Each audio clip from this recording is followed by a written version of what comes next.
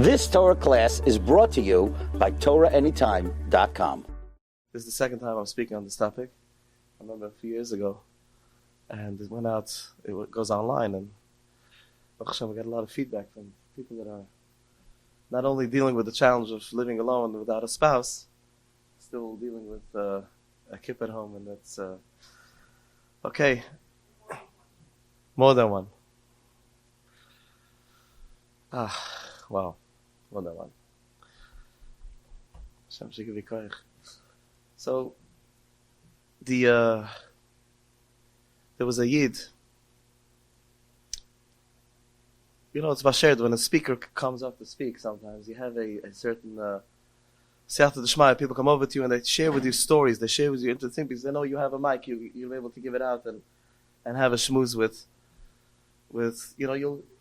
They know their story can be famous. I just had recently someone reached out to me from London and said, "I have a story I needed to share with the world." There was this Lubavitcher Bucherim that worked in one of the states in America, and they worked. I think it was two Bucherim. They worked in a nursing home, all day long. They were helping, and they were making sure that they daven every day. The Al Yidden, there was a few Yiddelach over there, and every day they were struggling to put together a minyan. So they went to this Altiyid, this older person, maybe you want to join, maybe we could do a mincha together, Shachris. And there was one person over there, let's call him Azik. So this Azik, this was an Altiyid, a very older Yid over there. And every time this Lubavitcher Bucher asked him, you want to come and join the minyan, he used to say, don't ask me again, never ask me, I'm not davening I'm not, like with anger and again and again and again. Okay? One day, this Lubavitcher Bucher is wheeling back this Isaac to his room, and he said, Isaac, you don't want to daven, fine, why are you so angry? Why are you so angry? Say no, you don't want to daven, fine, you don't want to have a shaykhs to Yiddishkeit, you don't want to. He said, come with me to my room, I want to tell you what's bothering me, what's going on. He comes into his room and he sits down over there, and he tells him, do you know I'm a Holocaust survivor? I was a very tall child. I was very tall. I was 12 years old when Mengele and Machshmai made the selection, the left and the right. And he thought that I'm a teenager, so he put me on the side together with my father. My mother and my siblings all went the other side, never came back. I was 12 and a half years old, and my father started worrying what's going to be when I'm going to be bar mitzvah in 2-3 weeks, whatever. He wants to get me tefillin, at least to put on tefillin once in my life. He found out that in the next, I don't know, but I think it's called Barak, in the next building, there was a yid that had hidden tefillin somewhere in the side, and it was like, so he said, my father made sure to reach out to that person and to try to find me, at least for that day of tefillin. He said it came to that night, the night before my bar mitzvah, I was turning 13. My father smuggled out in the middle of the night to go to the other barrack to bring me this pair of tefillin. He said we were looking out of the cracks. Pachet noire was the biggest avaida you could have done if you leave in the middle of the night from your. He said, I saw my father going to the other building, whatever, and I saw him coming back, and we were so excited, and he's coming and hiding behind the tree, and suddenly, boom, a big Nazi, a Machshamoy, stands up and says, Jid, where are you going? This Isaac is saying the story with tears, he said. And he's looking out and he sees this Nazi talking to his father, and his father said, what are you hiding over here? What are you hiding? And he found a pair of tefillin. A Nazi took a gun and shot and killed my father point blank. Do you think I'm ever going to daven in my life? How did Hashem do such a thing? There is no Hashem. Open up the drawer This Isaac's telling this about, open up the drawer, and he sees an old pair of tefillin. He said, this is that pair of tefillin. I carried it with me for years. If anybody is ever going to tell me that there is a Bashefer on the Welt, I'm going to show him this pair of tefillin. My father died while trying to get me to be Mekayim a mitzvah putting on tefillin. The Lubavitcher Bucher turned back, sorry. This is extremely personal. This is like, I will never ask you again to come down with us. Forget it. Sorry. Kissed him, I hugged him, and he left the room. few weeks later, there's another person in the nursing home over there, and that Alte Yid had Yortzeit, and he was mamish, really wanted to have minyan. And this Lubavitcher Bucher couldn't put together 10 people. He had 9 people, and he needed one more person to join the minyan. And he's thinking to himself, he's not asking Isaac anymore. Isaac is not, this is not happening. But he didn't have a choice. It's getting late, and they need to have minyan. And then someone told him, 1 minute, this Yid that needs a minyan is best friend. Became over here in the nursing home, friends with Isaac. So he said, you know what, I'm going to ask him a favor. It's his friend. He knocks on his door. He said, Isaac, sorry, you know your friend. He says, sure. He says, he still believes. He has Yurtzat today. He wants you to come for a 10th minyan. I would never ask you again. Just for him, would you do it? He said, yes. I'll tell you a personal thing. But you're not asking me to daven. I'm just coming to join. He wheels him down the hallway. And Isaac thinks a second. He says, take me back to my room. Bring my pair of tefillin. Okay? Goes back, puts his pair of tefillin. He comes to the lunchroom. And he says, put on the tefillin. I never put on tefillin in my life. Put it on for me. Puts him on the tefillin. Makes him baruch, ator, loniach tefillin. Puts on tefillin. This Isaac is sitting there in the corner and starts weeping and crying. He was bawling like never before. Everybody finished davening. He's still sitting there and crying. An hour later, he shows the Lubavitcher boy, take off my tefillin. I'm done. So Lubavitcher boy didn't know what to like. Here he hears the story like this. Here he's putting on tefillin, and here he's crying at the Kamish exam. He wheels him back to his room and he asks him, Isaac, please tell me what happened? What was going through your mind? He says, I'll tell you, I decided, I'll do a favor for my friend. I don't want to be a fool that I never did something that everybody did. I'll put on the tefillin. He says, when I put on that tefillin, something happened to me and I realized another part of the story which I never connected to. I only connected to the first part, that I saw my father being killed for trying to put me on Hashem's tefillin. This is the first time I was able to think past that, and I was connecting to my father, how he was Moiseh Nefesh for me, how much he loved me. And I connected to that part. I was so stuck with the anger at Hashem. How dare he kill my father? I never connected to my father. My father, he believed in it and he died for me. He risked his life. He went to the Mamish, the biggest risk a person could ever take. For me, I connected to my father. And while I'm sitting there, I'm thinking, but why did my father do that? Because his father put on tefillin, and his father put on tefillin. So it must be true. I wanted you to start putting on tefillin for me every single day until I die.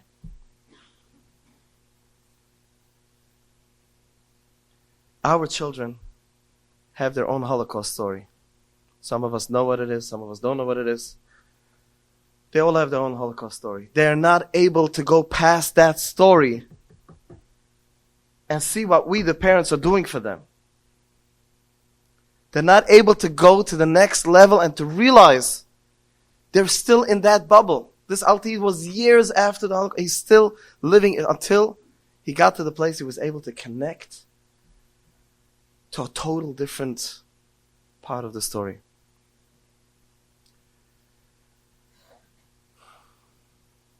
Speaking to single parents, first of all, those who don't know me, I myself am a second marriage.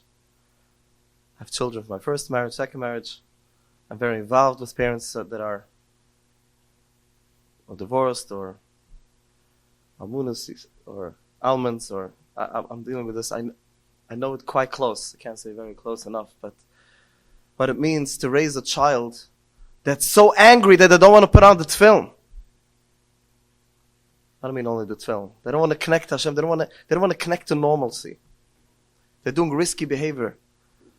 And still being a parent alone, you didn't even have a partner to share, to have. Bring this kid to a place to realize that look past that story. I'm a single mom, I'm a single dad. You know how much more I am working for you, how much more I'm doing, and they're not able to see it yet. And we wish and we hope and we go to sleep every night and again. The children have no idea that we don't sleep until they come home at night or in the morning. They have no clue what we're doing for them. 12 o'clock at night, 1 o'clock at night, who knows where they are, and they say, stop it, go to sleep, you're making me feel guilty. You're making me feel guilty. Guys, schlufen, I want to be able to bum around with my friends. And every second day you find out they went out with friends and doing all kinds of stuff over there, being arrested. And I was just called in Muncie, I do some stuff. There was this whole crew of boys with cars, and they were doing this skits in the parking lots. I forgot the name. What is it called? Huh? Drifting, that's the word. So this girl told me that she went, but her father's a good friend of mine, so every now and then I speak to her on the phone. I try to put in some 2 cents. So she went, mamash recently, they went to the parking lot of Walmart, 2 o'clock in the middle of the night, and with this drifting, the cars make this spinning. They put the foot on the brake and the foot on the gas at the same time. And the smoke that comes out, come on, we all know, right? The smoke that comes out, it costs them hundreds of dollars to repair the tires and the car, but they're showing off for the girls, you know how powerful they are. And some girls did it. And police come and they take over, they have like a whole plan, an escape plan. You run out of this exit and this exit, you go behind Walmart, and then they meet in Nanny Wet Mall, all the way down to 59. You all meet up over there for a few 45 minutes till one neighbor, someone calls police, and then and of course eventually police arrested a few of them, and it was chaos, and this girl was arrested. She wasn't part of it, but there's no. And then they come home and they tell their mother or their father, why can't you sleep?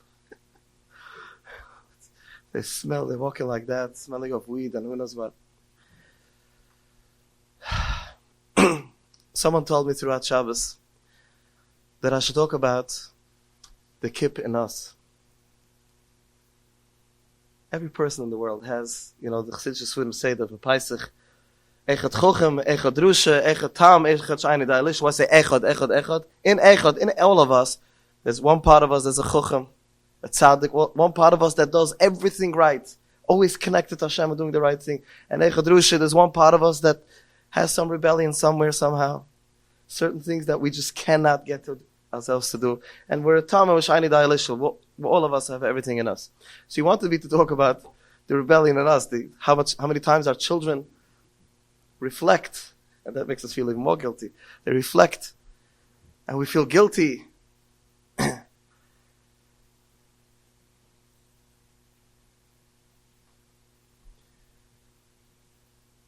One of the greatest tools kids have, every child, but kids have, they're able to make us feel guilty. Because of you divorced, because of Tati died, or Mami died, because of that, and you feel, and you're so stuck, you're so like there's nothing in the world you could do. You know what you did, that you had to do, you had to divorce, or whatever the situation is. So they turn that knife extra, like they make you feel so guilty with such pain. So I'm here to tell all of you, all of us, our children are talking from pain. It's their perspective, it's their pain, and we need to, if we're able to sit there and listen to it and say, I am so sorry. You're so right. And you validate their feeling. This is just a feeling. You validate it and you tell them, it's true. The Gemara says, Shloisha shitfim le'udam. Every person has 3 partners. I have 3 partners that created me. My father, my mother, and the Eibishter. And we all know, in business, if there's 3 partners running a business together, and one of them is absent for a few months, the other 2 partners have to work very hard. They work double. They have to replace. If you don't have a spouse helping you, on one hand, it feels like mamish you are, which is true. Physically speaking, practically speaking, you're alone. You're dealing with a skip alone. But you should just know that Hashem is working double. He's your partner in raising this kid. He's the 3rd partner. If there's no one partner's absent, he has to do more. The Minchas Chinuch says that when the Torah says, Yusam v'almuna, you should always be careful, never ever to chepa, or to hurt, or to harm someone that's a Yusam or Almuna. He says it's not only a Yusam or Almuna, it's also a divorcee or a child of divorce. Anybody vulnerable that doesn't have a father available, a mother available, these children are just like Yisayimim, meaning to say, Avi Yisayimim, Hashem is the father of the Yisayimim. As I said yesterday, so many of our Gedolei Yisrael were Yisaimim and orphans and children of divorce, and they became the greatest leaders. One of them was the Heilige Moranayim. Moranayim was Reb Nachum Nuchem of Chernobyl. He was a Talmud of the Baal Shem Tov himself, one of the greatest Sifrei Chasidus. He himself was a Yusim. He lost his father when he was a little kid, and his mother was a single mother raising. She didn't have a choice, and she moved into her sister, and his uncle raised them. His uncle had a lot of money, was a Babata Shidl, but he was not a tzaddik type of material, and he was... The Moranayim told the story to his kids, and he said, I always used to feel alone. I used to feel like my uncle doesn't take care of me as much as he takes care of my siblings. And he shared a story that his father, his uncle, bought a pocket watch, a Zeiger for his cousin, which was his age, and he didn't buy him one. And he went to sleep crying. He said, such pain, like, I'm a Yusim. And then he chapped himself. The Torah says, Avi Yisayimim, the Eibush is the Tata from all the Yisayimim. He went to the forest and he started crying. He said, the B'nai Shalom, you are my father. I also want to have a Zeigerl. I also want to have a gold watch. I also want to be. And he's crying and he said, with such a minim betuchen that B'nai Shalom, you are my father. He fell asleep and he woke up and he found the watch near him. He found such tmimus, and he said that it was not, he wasn't a tzaddik at the time, he was a little kid. He said the tmimus actually created, Hashem gave him a matuna. Some say it's to happen twice, once with a knife, and once with but he told the story to his kids. We need to cry out and reach out to the B'nai Shalom and say, the B'nai Shalom, I cannot do this alone. Someone asked Reb Shlomo Wolbe, he was one of the greatest mechanchim. I read a lot of Sfurim, Zriya Binyan, Bechinach, is mamash a revolutionary mechanach. And someone asked him, after all said and done, tell me, regelachas, what is the best part of chinuch? He says, mach nish kalya. What should I do? One thing that I could help my children grow up to perfectly. He says, mach nish kalya, don't interfere. When we are a single parent, don't interfere Hashem's. Sometimes we have to sit back and say, you know what, to the B'nai Shalom, I can't do anything. I'm alone. We can't interfere. Lost the Rabbeinu Shalom Tina's job. And I think when the Rabbeinu Shalom raises a child, he does a better job, sometimes better than us, of reading all the Sfurim and going to all the Shirim. On a personal level, very personal level, my children, from my first marriage, was alienated from them. I didn't see one son 13 years, my daughter 9 years, my other kid 5 years. Baruch Hashem, they're all back. But at the time, I was here in America. My ex lived in a different country, and I didn't see my children being raised by a single mother, which was not very interested, I think, in raising them perfect. And I used to daven, and I connected to this word. I said, Rabbeinu Shalom, you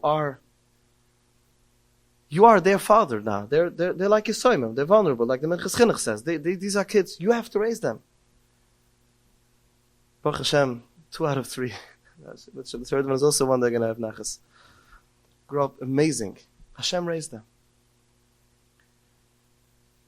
In this way, in an interesting sense, in an interesting way, it's easier.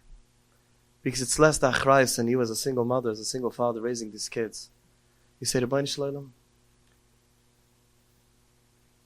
you are the one raising these kids. You are the one that you have to kick in and make sure that these kids grow up. When they come out of this turbulent spinner, the way I call it, they're in a spinning mode, they're not rational.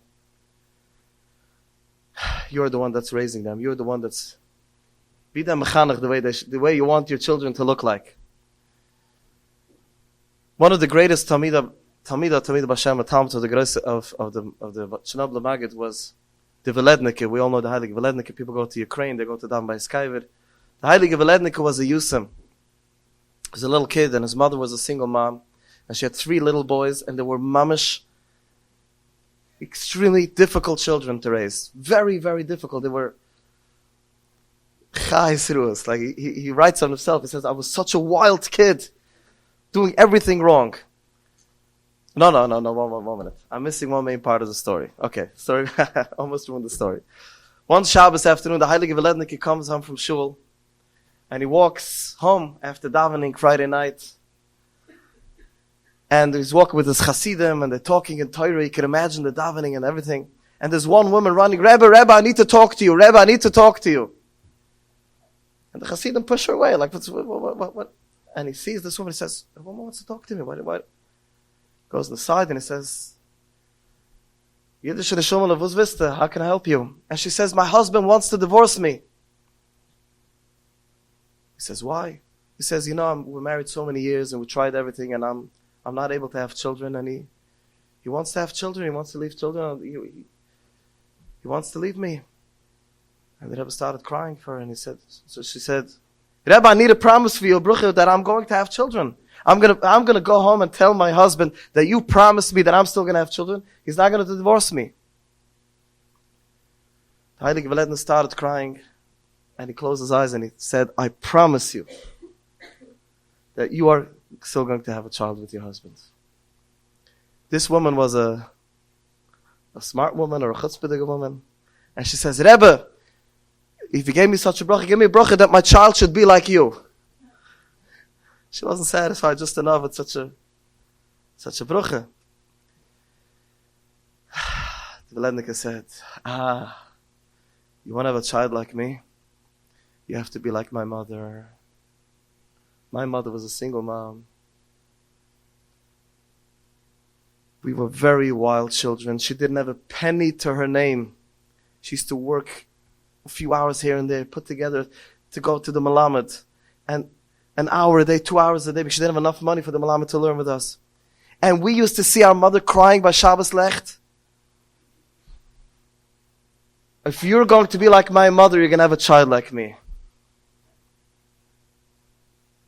Obviously, it's not a guarantee, but this is what he told her that to stand. We could have Velednikas.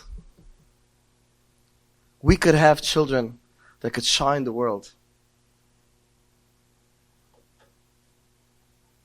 Someone came over to me after my speech yesterday. I don't even know if I'm just set to Shema again. Speakers have interesting. And I have it in my room. He gave me a printout, a whole list of all the Gedolei Yisrael, because I mentioned it, of all the Gedolei Yisrael that were raised by single parents. Chabas in my room. Whoever wants after the sheet, I'll show it to you. A whole list. And he said there's more. He had like 3. I don't even know how he had it in his pocket. Came over to me because I mentioned yesterday by Mashiach. I said that I once spoke about only the Talmid of Hashem. And he said Austin was not only the Talmid of Hashem. Our children that are growing up in our house, it's not in vain. It's never in vain. The tzad and the yisirim for a single mother, a single father, raising a kip and having other kids at home, many of us. And so confused, what should we do? We should keep that kid at home. We should not. What's doing to the other kids? How is it? The chaos that's going on. Never give up. Our children are going to grow up, have the possibility of growing up the greatest leaders of Klal Yisrael. What does it take? It doesn't take 1,000 people to raise a tzaddik. There's a moedige maaseh that I heard. There was the Gutniks from Australia. The Zayde Gutnik was an alter Lubavitcher Chassid. After the war, he went to Australia. And he used to come in once a year as a long journey. It's still a long journey today, but afterwards, even more a long journey to come to New York to visit the previous Lubavitcher Rebbe, the Heilige Rayatz. He came to him one year, and the Rayatz, he gave a kvittel, and he's talking about his life and everything, and he says, the Rayatz tells him, I want you to set up a shir in Australia on Taharas HaMashpucha. He says, Rebbe, you don't understand. It was after the war, the Yidden were angry, Frei Yidden. There was very few Frei Yidden over there. He says, these people tell me I should make a Shabbos meal, and they should come with their cars, and we'll make a lechaim, and make them come to shul once a year. Taharas HaMashpucha for Frei Yidden. Yes, I want you to do that. I said, okay. He comes back to Australia. He sits down with his wife, and they set up a whole curriculum for 8 weeks. Every Sunday they're going to have, and they create huge posters. They put it around in the ganze Shtut over there in Sydney, and anything to provoke a Frei to want to come to learn about family purity. Food, sushi. I know sushi was installed then, but whatever it was, and they come there and they have a mic, a podium. They're waiting. One woman walks into the room and sits down. They wait 10 minutes, 15 minutes, nothing happening, and he felt like he comes over the stage, and him and his wife, and he left, and his wife sat down and started giving her the lecture. The next week, they did double marketing. Put into every media, whatever they can. Taharas HaMashpucha shir, it's beauty of Klal Yisrael, whatever. Next week, Sunday, they're waiting. The same woman comes in and sits down. For 8 weeks. One person showed up. It was the biggest flop in their life. They felt like losers. Next year, forgot about it, moved on. Comes to New York. He got Charan zum Rebbe. Every year, once a year, comes to the Riyadh. He tried everything in the world that the Rebbe should not ask him about that flop. So he's talking about this kid and that kid in the business. And the Riyadh, how the Kudish to his head was, he says, what's the geworden mit the shir? What happened that I told you should give a shir for Taras and Mishpuch and Sidney Ted? Rebbe, it was such a flop. I did nothing. It didn't accomplish anything. I did so much effort, and I told you it's not going to work, and people are not. So the Rebbe looks at him with his holy eyes, and he said, nobody showed up? Taka, nobody showed up. He said, no, just only one person. The Riyadh looks at him and says, how many mothers does Moshe Rabbeinu need to have?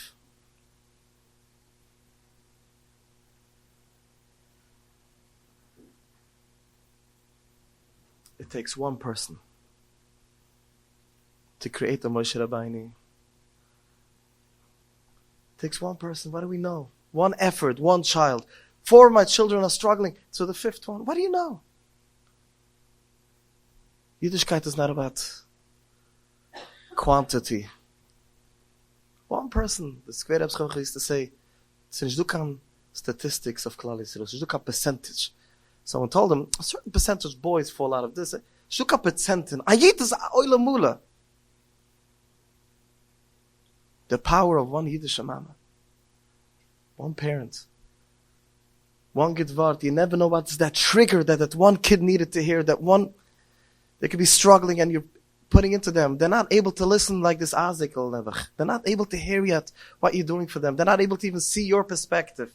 They see you. They don't see what you're seeing them. They don't see that whole, they don't understand what you're Moiseh Nefesh for them every single day, and you're a single parent again and again.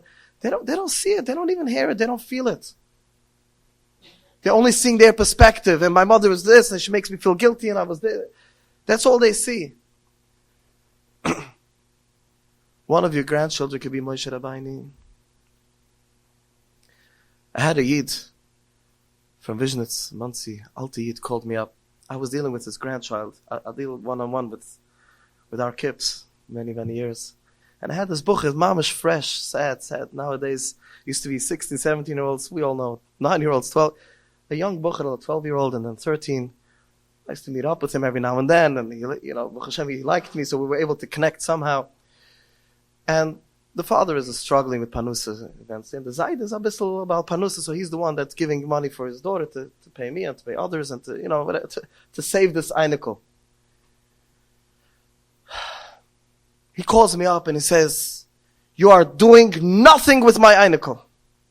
I was in Shil, he came to Shil with me in the vision, the Gross Vision of Smedj. I had such bishas from him. He's standing in the back, a shmuzig, a whole davening. He's coming to you ready for weeks.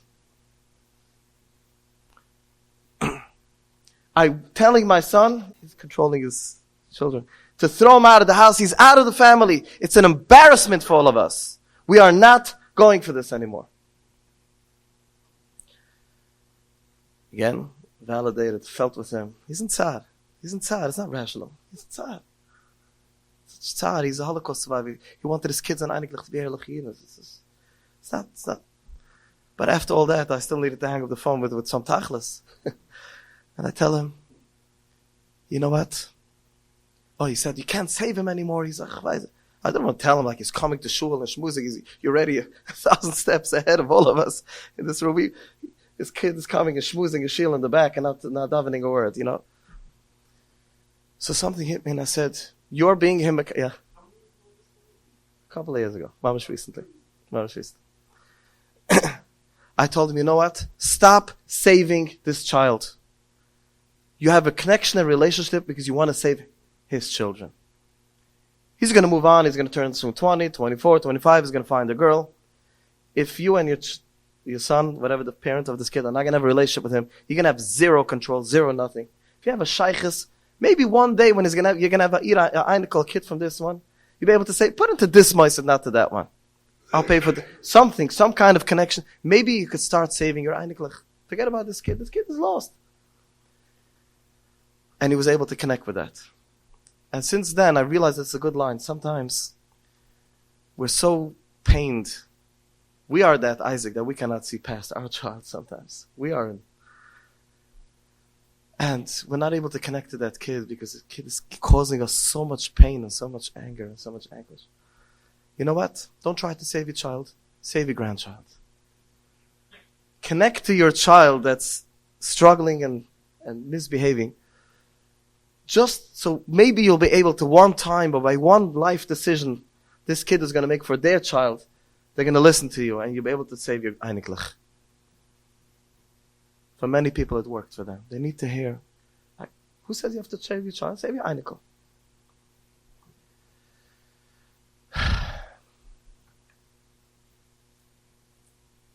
One of the advantages of being a single parent is that you could just go to a mentor and have someone help you and guide you how to deal with your kip, and you don't need to fight with your spouse about it. If it is already, Hashem should help, we should help it to fight. But to argue, if it is already, how many times throughout this Shabbos and many Shabbosim, one of the biggest avoidance is whenever there's a big challenge. We all different genders, a husband, a wife, and different perspectives. No, you have to be strict. No, you should do twisted parenting with this kid. You should not. You should too much, you too far, and too little. A single parent has that one advantage at least. It's you and the Rabbi Shalom. You take a mentor. You must have a mentor. You must have one person or two people that you listen to that really are mumchim in this field. Not someone that's just a nice shiny eat. Someone that really knows how to deal with kids. Yeah. How can I recommend? Someone that knows what they're doing. Experienced person. Someone that actually deals with kips for many, many years. I should give you names, maybe privately and not on the camera. And someone that's been in the that's even more, yeah. Yes. So, right, yeah. It's true, because someone can be a mimch in the kips, but they don't understand how a single parent and the struggles. Because as a single parent, the children take advantage. Children across the board try to find loopholes and to take advantage of the parents. Yeah, but you told me yesterday a single parent the children say they always know how to make you feel guilty to get things. And a kip from a single parent uses every single leverage, every single loophole, and they make you feel so guilty. I'm going to go back to Tati. Someone told me last night. This kid keeps on telling him, he's the single parent. I'm going to go back to I'm going to, so okay, no, here you go. It's so hard to discipline these kids, regular kids, let alone kips. A kid in pain from a single parent, this is something that nobody in the world is going to understand. He was a single mother, a single father, how it feels. You're juggling so much in your life and you have to face every single day so much challenges, and then you still have that kid that knows exactly how to manipulate every single part of your emotions. They know exactly how to make you feel guilty and you still have to be strong and face and still, and we come into Kesher Nafshi and we're pushing you to be even more nicer to the kids and to give in and to be nice. And I understand you. It's so difficult and so painful to be that strong parent, single parent, and to constantly, it's the wrong words. If you have someone that guides you, you have a certain person that you trust, and you call them up and you say, I need guidance. Am I doing the right thing? Am I not doing the right thing? What should I answer? Then I try to do it to some people in Muncie, here and there, that try to reach out to me, and what do I do now? How do I deal with this? I have it on a daily basis. Many, many people reach out to me. I can't have 50 more people in my head, but I just don't have time. But there are many people like myself that went through divorce or remarriage and knows a little bit what a single parent feels, or how children of divorce or Yisaimim feel, how they're able to, and someone that deals with kips and to be able to guide you. But if you find that person, don't let them go. Even if they don't have time, Send them a text message and call them and say, listen, I need guidance. I'm a single mother. I'm a single father. I need you to guide me. I need you to help me. Klal Yisrael is good people. There's a lot of good people out there. But once you know you have your mentor, you have your person, it doesn't mean that that person is always going to be 100% correct, but you know you're following someone. That's the Siyata D'Shema. You know that you're following someone. Everybody makes mistakes. Do I know? Every morning when I clap, Shamani Begadni, you atzniru, I advised someone wrong. Honestly speaking, every day I daven to Hashem Rebbeinu Shalom, please. First, in my position, all of us have constantly people asking us advice, but exactly true. But so I should stop answering people. But maybe people ask me life or death question on a daily basis. Like, well, what do you do? I use my experience, I use my cycle, and I daven every single day. And I ask the Rebbeinu Shalom, Gemmer the cycle to answer people. But should I stop answering people? Because you need to have someone. And if you'll have someone to guide you, it's definitely going to be easier for you to know that their reassurance. I'm doing the right thing and I'm following someone. And that person doesn't have to be perfect. It could just be someone that has experience. And I think that that's what's going to help. Anybody have a question on this topic?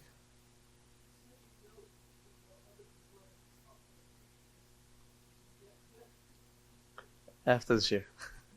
I can't say names of people on the camera. It's just not. Ramatasiu Solomon shared a moidige story.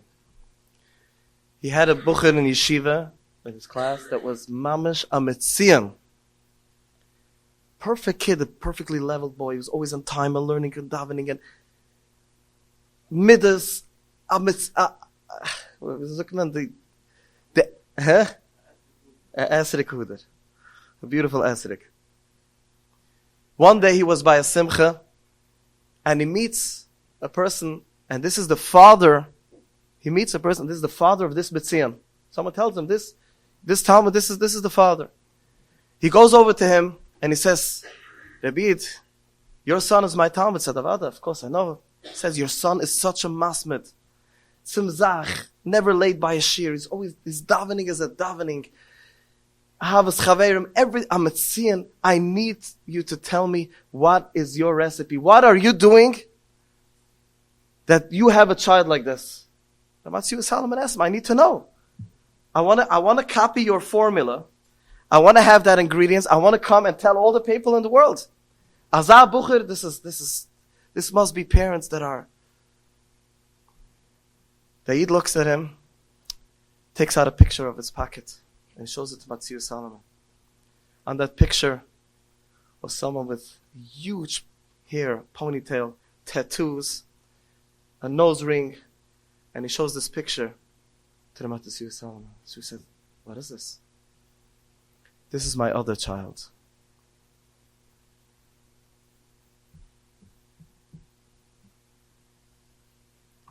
Did I create that good kid? Did I do anything? Look at these two grew up in the same home.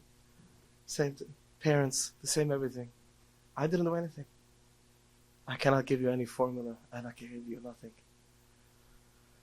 They used to say, I once heard, there's a woman in Monsey that she used to be a teacher of Yaakov 100 years. She has like these bumper stickers. Someone does Mechanech so many years. Sometimes, Ms. Kainem is Bainam. I like to listen to people that, she once threw to me a line. She said, yeah, once a kid goes over the derech, and the parents are this frum, Erlich never said, you know what, this kid looks like this? The parents were so frum. Look what happens. The kid goes over the derech, and the parents are these schwache Yidden. Look, of course, they never listen to the system. They always did everything wrong. Of course they have a child like this. A kid goes over the derech from a regular, neutral home. They say, they stam don't know how chinuch is all about. It's not about results, ever. It's about our ishtadlus. It's not about the results. We do ishtadlus and Hashem does His work. We see people doing everything wrong and they have such talmid children that grow up that shine the world, and people that do everything perfect. and go nicht.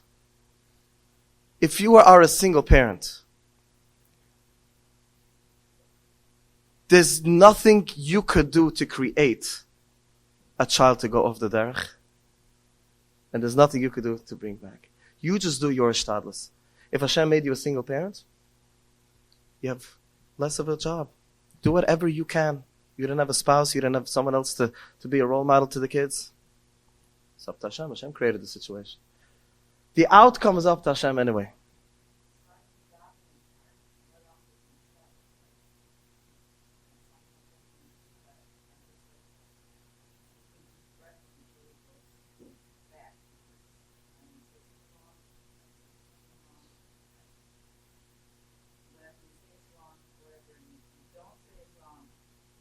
Can I empower you, all of you? Can I give you permission to also be a parent, even if you're a single parent, to be sometimes take charge? Sometimes we have such a guilt in our head, and because our kids make us feel that way. Yeah, because you're a single mother, you're a single father, because you went to divorce, and that's why I look like this. And as we said before, they're trying to use every loophole. But you're allowed to stick up and say, you know what? No, this is what I do. Obviously, when I talk about kips to stage 4, where we say, whatever mahalach you want to take with your child, it's your insecurity that you're a single parent. That's why you cannot stick up for what's right. Yes, you're a single parent, and if it's a regular child that just needs discipline, discipline that kid. Okay, so whatever stage you are, whatever that kid needs, make believe you have a spouse at home. I spoke many times, I said yes, for sister to sister, for an organization that has divorced women and for divorced men. I always tell them, if you have your children at home, treat your children in that way. You give extra gifts, extra reinforcements, extra love. Of course, we should try to love them even more and but the discipline part, whatever you're meant to do with that kid, whichever stage that kid is in, do the same. It's your insecurity. Your child wants you to be that way. Your child wants to feel secure. If a child grows up, a 10-year-old child, and they know they have a single mother, single father, they sense us. They know that we're insecure. We feel like, I have a power and have a husband to support me, a wife, and I'm. Those children don't feel secure. They want to hear a no from you. Of course, they're not going to tell it to you. They're going to say, you're so mean for telling me no, and they're going to make you feel guilty, and they're going to tell you that you're the worst mother in the world, and you don't care about me, and you're this and that, and you don't understand me. And when I go to yeshiva and to school, and everybody, I feel so embarrassed, and I'm coming home, and you're still telling me that I have to go to bed on time. Guess what? They want you to discipline them sometimes. I'm not talking about the kids that are stage 4. Whatever level you're at with your kids, do it as if you're married. Comes to discipline. And do it whatever that kid needs. Extra love, incentives, gifts, and try to do other stuff to get them to behave. Of course you should do that. They need more. They're allowed to get more gifts. You're allowed to bribe them. So many people are scared the kids are going to get spoiled. You're allowed to bribe them. You're allowed to give a little extra. But the discipline part, they want you and they crave for you to do it. It's our insecurity. They don't want to feel that insecurity from us. They want to feel us as stable parents. A single mother could be and a single father could be very, very powerful in a kid's life. You are the double role model. Yeah.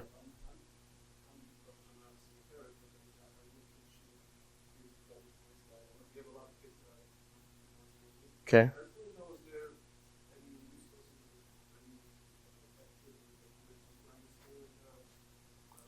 For children of divorce.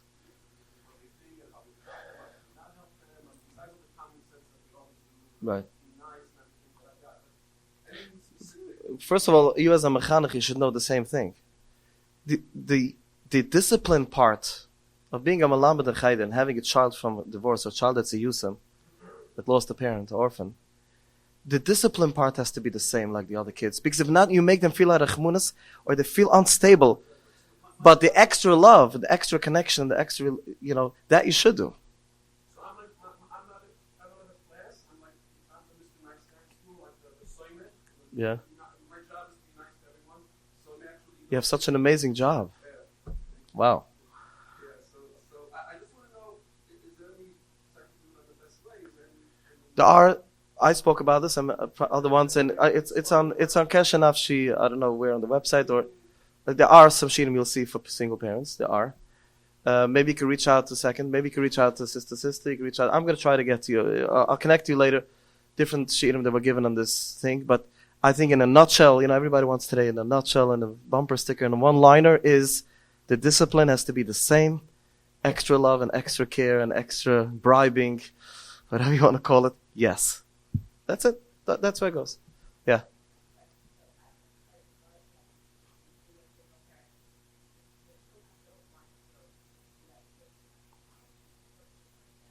Zero.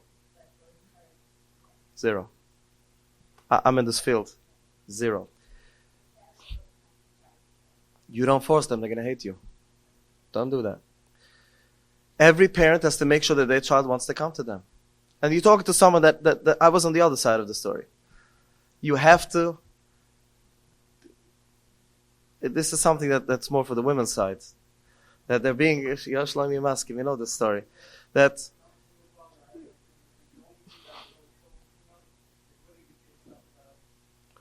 exactly, you heard that? Win the kids, not the battle. That's a very good line. You have to never talk to your children against your ex, obviously, and all this kind of stuff, but you cannot. And they're going to call you to Bezdin and say, I that never spoke against. And you should just know your children are going to hold you accountable 20 years later if you ever slipped. I lived with this. I raised children from divorce 20 years of my life almost. Never, I don't think I never slipped, but 99% of the time, you don't slip even. Don't talk against your ex, nothing. But you don't have to encourage your children to go. Why should you do that? If the other spouse doesn't know how to do it, that's his job. Or her job. It's not. No, I don't. That's my take. Other people believe otherwise, and I've been to the Titus with people, and even some Rabbunim told them, what do you mean you have to encourage your kids to go to your ex? I disagreed with them. It's my opinion. Everybody can do whatever they want. My opinion is, I don't have to encourage my child to go to my ex. No such thing. Let them do the job. Yeah.